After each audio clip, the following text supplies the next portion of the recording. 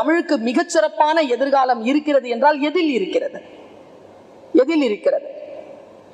இன்றைக்கு நான் தஞ்சாவூரை நான் இப்பொழுது சீண்டினேன் என்பதற்காக நான் அந்த பகுதியை எடுத்துக்கிறேன். ஒரு காலகட்டத்தில் ஒரு 30 வருஷத்திற்கு முன்னால இருந்த அந்த தஞ்சையினுடைய மரபுகள் இன்றைக்கு அந்த கிராமங்களில் இருக்கின்றனவா?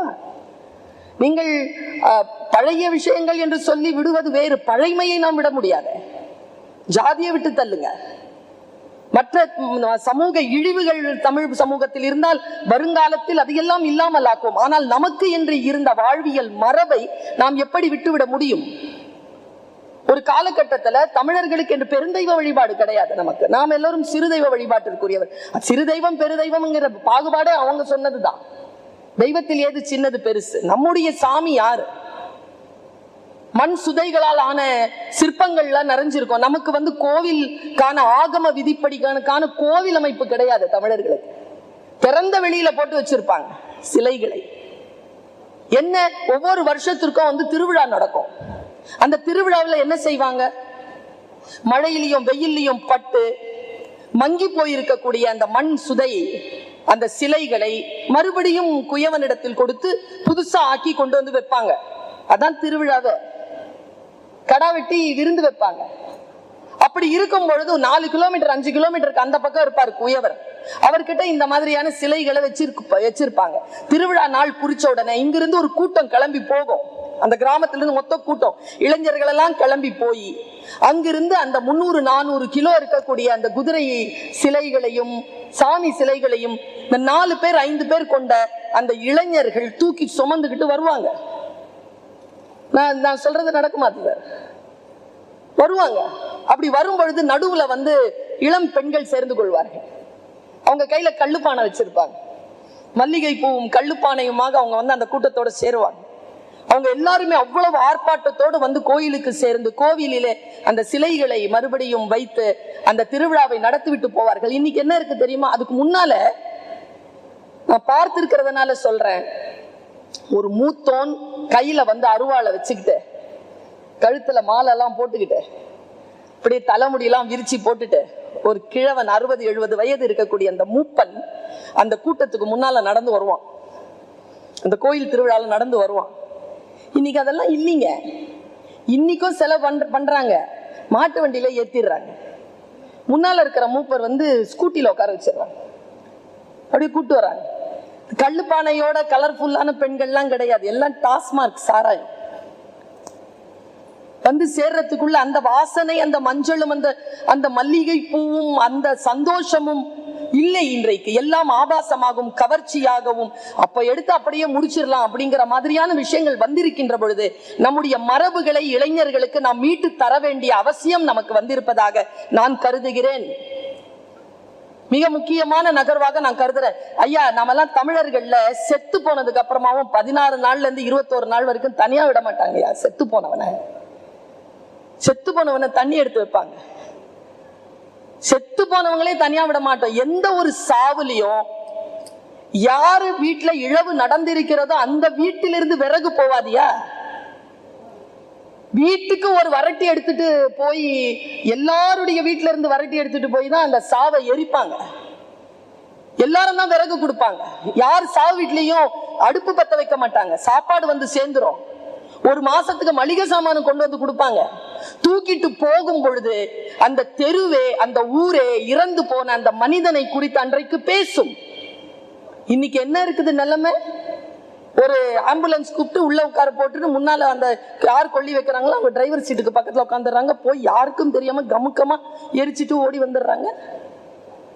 நம்முடைய மரபை நாம் எந்த கல்யாணம் ஆகட்டும், கருமாதி ஆகட்டும், திருவிழாவாகட்டும், காது குத்தாகட்டும், அது எதுவாகட்டும், நம்முடைய மரபுகளை நாம் விட்டு விடாமல் தூக்கி பிடிக்க வேண்டிய கடப்பாடு தமிழ் சமூகத்திற்கு உண்டு. அது எந்த மதத்தை சார்ந்தவர்களாக இருந்தாலும் தமிழ் மரபை நாம் விட்டுவிடல் ஆகாது என்பதனை எப்பொழுது அடுத்த தலைமுறைக்கு கொடுக்கிறோமோ அப்பொழுதுதான் யாதும் தமிழ் என்கின்ற ஒரு சொல்லை முழுமையாக அனுபவிக்கக்கூடிய வாய்ப்பு வரும் என்று நான் நினைக்கிறேன். மொழியின் கட்டமைப்பை நீங்கள் என்ன செஞ்சாலும் சாய்க்க முடியாது.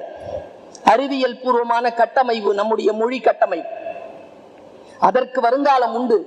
எல்லோரும் என்ன பேசுகிறோம் என்றால் இது நவீனத்துவத்தில் எப்படி தக்க வைக்கிறது, நவீனத்துவத்தில் எப்படி தக்க வைக்கிறது. நவீனத்துவத்துல நீங்க தக்க வச்சுக்கலாம், அந்த இழப்பு வராது தமிழ் சமூகத்திற்கு. ஆனால் நம்முடைய மரபு சார்ந்த நம்முடைய வாழ்வியல் விழுமியங்களை அடுத்த தலைமுறைக்கு ரசனையின் மூலமாக கடத்துவது மிகப்பெரிய ஒரு கடமை இந்த சமூகத்திற்கு இருப்பதாக நான் கருதுகிறேன். எனக்கு இருப்பதாக கருதுகிறேன், உங்களுக்கு இருப்பதாக கருதுகிறேன். என் கவலை என்ன என்றால், இப்பொழுது இருக்கக்கூடிய தலைமுறைக்கு தமிழின் மீதான கவனம், அந்த கவனம் கல்வியல் நிலையில எங்க இருக்கு? இப்ப பாலகிருஷ்ணன் சார் உட்கார்ந்து இருக்காரு இங்க. ஏன் பாலகிருஷ்ணன் சார் முக்கியத்துவம் பெறுகிறார்? இந்த IAS ஆபீசர் ஏன் முக்கியத்துவம் பெறுகிறார்? ரிட்டையர்ட் ஆனதுக்கு அப்புறமா கூட அவரை அந்த ஒரிசா மாநிலத்துக்கான ஆட்கள் விடல, கூடவே உட்கார வச்சிட்டு இருக்கிறாங்க. ஏன்? இன்றைக்கு தமிழ் தாய்மொழியில் எழுதி IAS ஆபீசரா வரலாம் அப்படிங்கிறதுக்கான முன்னத்தி ஏற்படுத்தவர் பாலகிருஷ்ணன். நம்முடைய முயற்சிகள் எப்படி இருக்க வேண்டும் என்றால், அவர் அதை நம்பினார் இல்லையா? இப்ப பேசிட்டு இருக்கும்போது டீ டேபிள்ல சொன்னார், ஒரு வார்த்தையை சொன்னார். அந்த தேநீர் அந்த இருக்கையில் உட்கார்ந்து கொண்டு ஒரு விஷயத்தை சொன்னார். சங்க இலக்கியமும் திருக்குறளும் நம்முடைய ஆயுதங்கள். அடிப்படையான அந்த வார்த்தையை நான் குறிக்கிறேன். நம்முடைய வெப்பன்ங்கிறாருங்க அவரு. திருக்குறளை நாம் கையகப்படுத்திக் கொள்ள வேண்டும். ஏனென்றால் அது மிகப்பெரிய ஆயுதம். நம்முடைய இனத்தை நம் முன்னிறுத்திக் கொள்வதற்கான, நம்முடைய வரலாறை சொல்வதற்கான, நம்முடைய மாண்பை வாழ்வியலை சொல்வதற்கான மிக முக்கியமான ஒரு டூல் அப்படிங்கிறார் அவர், ஒரு ஆயுதம் அப்படிங்கிறார் இலக்கியத்தை. இன்றைக்கு இலக்கியங்கள், இன்றைக்கு பழந்தமிழ் இலக்கியங்கள், சங்க இலக்கியங்கள், காப்பியங்கள், சமய இலக்கியங்கள், நம்முடைய தன்னுணர்ச்சி பாடல்களாக இருந்த சங்க இலக்கியங்களுக்கு பிறகு வந்த நீதி இலக்கியங்கள், இவை எல்லாம் அடுத்த தலைமுறைக்கு சரியாக கடத்தப்பட்டிருக்க. நான் மொழி ஆசிரியராக இருக்கிறேன்னு சொல்றேன். ஆனா இன்னைக்கு ஒரு +2 முடிச்ச குழந்தை தமிழ் பாடத்தை டக்குன்னு எடுக்க மாட்டேங்குது, வேற ஒரு பாடத்தை தான் எடுக்கிறாங்க. 3வது நிலையில் தான் தமிழை வைத்திருக்கிறார்கள். ஆக இந்த மும்மொழி கொள்கை, இந்த மாதிரியான விஷயங்கள் தமிழ் சார்ந்த உலகத்தில் நான் ரொம்ப கவலையுடன் பார்க்கிறேன். தமிழர்களுக்கான அடிப்படை, இவர் சொன்னார்ல, அத்தனை தொழில்நுட்பமும் வரட்டும். முத்துக்குமாரின் கவிதை தான் ஞாபகம் வருகிறது. விவசாயத்தை கையில் நாம் கொள்ளவில்லை என்றால், உழவை நாம் கையில் கொள்ளவில்லை என்றால், இந்த உலகத்திலேயே 3 வேளை 700 கோடி மக்களும் சாப்பிடுகின்ற சாப்பாடு, அந்த சாப்பாட்டை உற்பத்தி செய்யக்கூடிய ஒருவன் இன்றைக்கும் வறுமையில் இருக்கிறான். தமிழர்களுக்கு முதல் பொருள் அப்படின்னா தொல்காப்பியம் சொல்கிறது, சங்க இலக்கியங்கள் சொல்கிறது, தமிழனுடைய முதல் பொருள் நிலம், உரிப்பொருள் ஒழுக்கம். உலகத்தில் இருக்க பொருட்கள்லாம் கருப்பொருள்ல வரும், ஆனால் முதல் பொருள் கேபிட்டல் அப்படின்னா நிலம் தான். இந்த நிலத்தை நாம் கையகப்படுத்தி இருக்கிறோமா? கனிம வளங்கள் குறிப்பார்த்து தாக்கப்படுது. அதனால் நம் கலாச்சாரங்களை நீர்த்து போக செய்து நம்மை கிராமங்களில் இருந்து வெளியேற்றி கொண்டிருக்கிறார்கள். நாம் எல்லாரும் உலகளாவிய நிலையில நாம் ரொம்ப சிறந்தவர்கள் என்று பிரபலமாகலாம். ஆனால் நம்முடைய அடிப்படையான உரிமை, நம்முடைய அடிப்படையான மாண்பு, நம் மண், அதுல இருக்கக்கூடிய கலாச்சாரம். அதான் முத்துக்குமார் சொன்னது ஞாபகத்துக்கு வருது. டிராக்டர் சாணி போடுமா என்று கேட்டார். டிராக்டர் வரட்டும், அது மாடு வேலையை செய்யும் தான், ஆனா டிராக்டர் சாணி போடாதே. மாட்டை இழந்து விட்டோமே.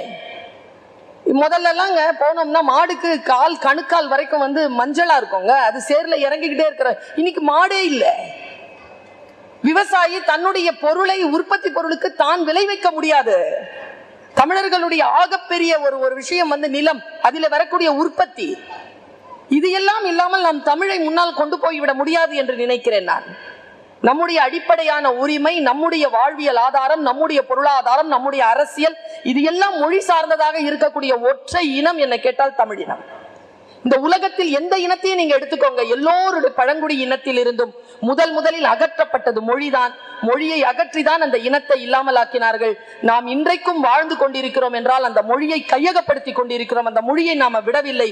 நாம் மொழியை விடாமல் இருப்பதுதான் இந்த உலகத்தில் நமக்கான. இப்ப என்னுடைய பையனுக்குங்க வீட்டில் உருது பேசுவோம். அவன் ஆங்கில வழியில் படிச்சான், கருப்பழனியப்பன் மாதிரி. ஆனால் தமிழின் மீது அவனுக்கு அது ரத்தத்துல இருக்கு இல்லையா?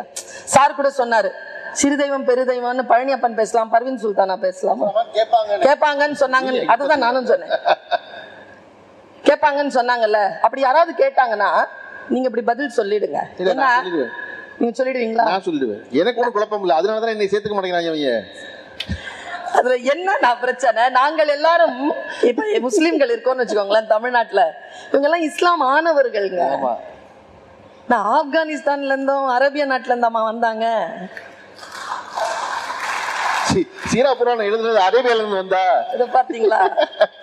ஆக இந்த மண்ணுக்குரியவர்கள், கலரை பார்த்தா மூஞ்சிய பார்த்தா தெரியல. இந்த தமிழ்நாட்டின் தமிழச்சி நான். அடிப்படையில் நம்முடைய உரிமை, நம்முடைய கலாச்சாரம், நம்முடைய பண்பாடு, நம்முடைய அதுதான் ஆழி செந்தில் ரொம்ப தெளிவா சொன்னார். இந்த அரசியலை நான் பேசவில்லை, இன்றைக்கு நான் இந்த பகுதியை மட்டும் எடுத்து பேசுகிறேன் அவர் தெளிவா சொன்னார்.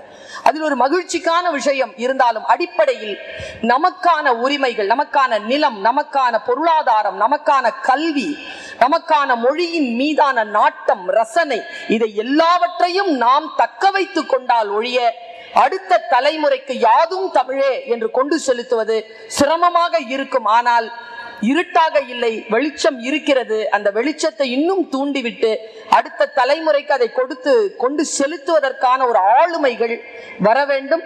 இந்த நம்ம குழந்தைகள் எல்லாருக்குமே இந்த இப்பு போடுறது, இந்த சந்திப்பிழை ரொம்ப சிரமமா இருக்கு.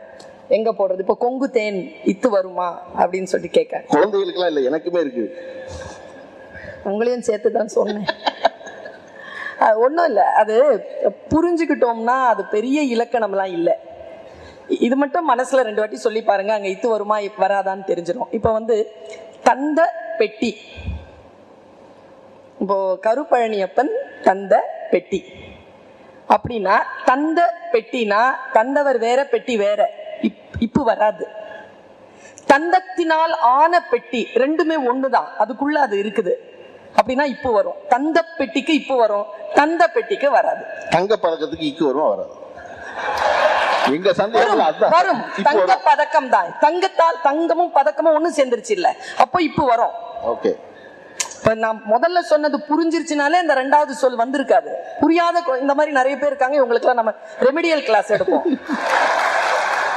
காலையில இப்ப சாயந்தரம் கூட பேசிட்டு இருந்தோம். முற்றியலுகரம்னா என்ன, குற்றியலுகரம்னா என்ன? பெருசா ஒண்ணும் கிடையாது. குரங்கு கூ அப்படின்னு சொன்னா முற்றியலுகரம், உகரம் முழுசா சொல்றோம். கு அப்படின்னு சொல்லும் போது உதடு விரியுது, மாத்திரை அரை மாத்திரையா ஒழிக்குது, குவக்குன்னு சொல்றோம், அப்போ அது குற்றியலுகரம். அவ்வளவுதான். தமிழ் என்பது தாய்ப்பால் போல மிக எளிமையானது, ஆரோக்கியமானது. அதை ரொம்ப காம்ப்ளிகேட் பண்ணி இன்னைக்கு வகுப்புக்கு வரலையே அவனுக்கு இலக்கண பாடம் நடத்துறேன்னு சொன்ன தமிழ் வாத்தியால தான் நிறைய கெட்டு போனது. அப்படி கிடையாது.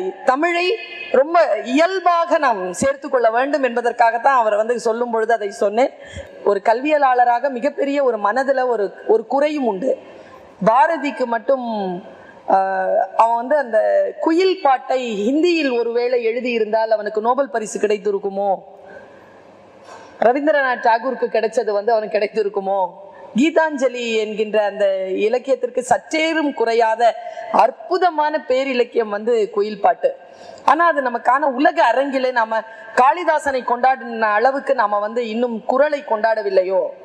காளிதாசனுடைய சாக்குந்தலையை உலகத்துல இருக்கிற எல்லாருக்கும் தெரியுது. ஆனால் திருக்குறள் அறம் பொருள் இன்பம் என்ற முப்பகுதிகளை கொண்டது. அது நீதி இலக்கியம் தான். அதில் தனிப்பட்ட பாட்டுடை தலைவர்கள்லாம் யாரும் கிடையாது. அது ஒரு வாழ்வியல் நூல் அப்படிங்கிற ஒரு விஷயத்த நம்ம உலகத்துக்கு கொண்டு போகலையோ அப்படிங்கிற ஒரு வருத்தம் எல்லாம் இருக்கின்ற பொழுது, இத்தகைய தொழில்நுட்பங்கள் உலகளாவிய நிலையில் தமிழர்களுடைய அடிப்படையான விஷயங்களை கொண்டு செலுத்தும். இன்றைய எல்லா குழந்தைகளும் தயாராக இருக்கிறார்கள். கொடுப்பதற்கான புத்தியும் கரங்களும் தான் இன்றைக்கு இல்லை. அந்த புத்தியும் கரங்களும் அந்த ஆளுமைகளும் நாம்